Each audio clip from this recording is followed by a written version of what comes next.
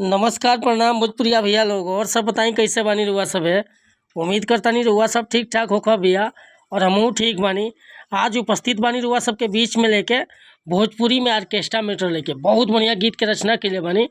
और दिल से बताओ तनी भैया कि एकर नया म्यूजिक बनवा के आ बढ़िया ढंग से गायकी कर देता नहीं तो ऑर्केस्ट्रा में ही गाना बज जाए भैया। तो चलिए देर ना करते हुए मैटर के शुरुआत कल जा कि आखिर कैसे ये गीत के गावे के बा, का एकर धुन बा, का लय बा। लेकिन वीडियो स्टार्ट कर से पहले भैया एगो बात बतावल चाहब कि रुआ अगर नया सिंगर बानी आ सिंगिंग में इंटरेस्ट बा, अच्छा मैटर के तलाश में भटकतानी, सही ढंग के गीत नहीं खे मिलत, बढ़िया तुकबंदी नहीं खे मिलत, चाहे मन पसंद के मीटर नहीं खे मिलत, तो भैया अगर हमारा चैनल पर आ गए बानी तो एकदम निश्चिंत रही, निराश भैला की जरूरत नहीं है। रुआ जैसन भी मीटर चाहत हो कब लिखवावे के बड़ी भैया बिल्कुल उचित चार्ज पर हुआ के फर्स्ट क्लास के गाना मिल जाए भैया। काहे कि हम हर तरह के गीत लिखेनी, हिंदी में भी, भोजपुरी में भी, ट्रैक पर भी और नया सॉन्ग भी। कोनो प्रकार के गीत रुआ लिखवाए के बा, जैसे कि sad song, romantic song, orchestra song, love song, धोबी गीत, पूर्वी गीत, चाहे भक्ति भजन, कोनो प्रकार के गीत लिखवाए खतरा बेहिचक रुआ कॉल चाहे व्हाट्सअप कर सकतानी। डिस्क्रिप्शन में हम नंबर दे दिले बानी।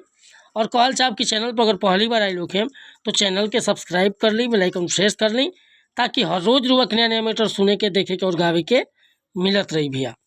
आज के गीत देखी कैसे गावे के बाटे।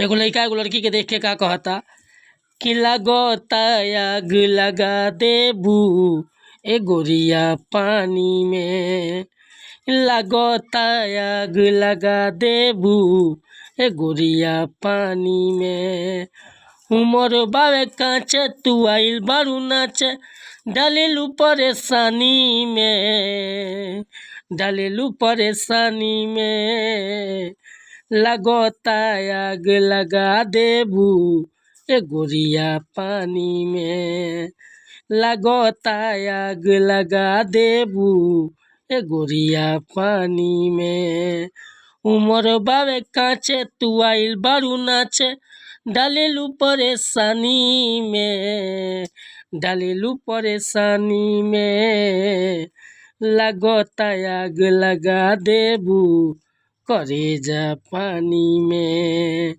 लगता आग लगा देबू ए गोरिया पानी में।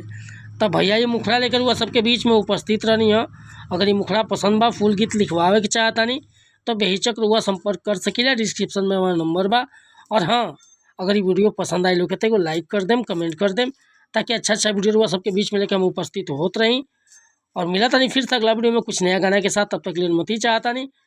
जय हिंद, जय भारत, जय भोजपुरी समाज।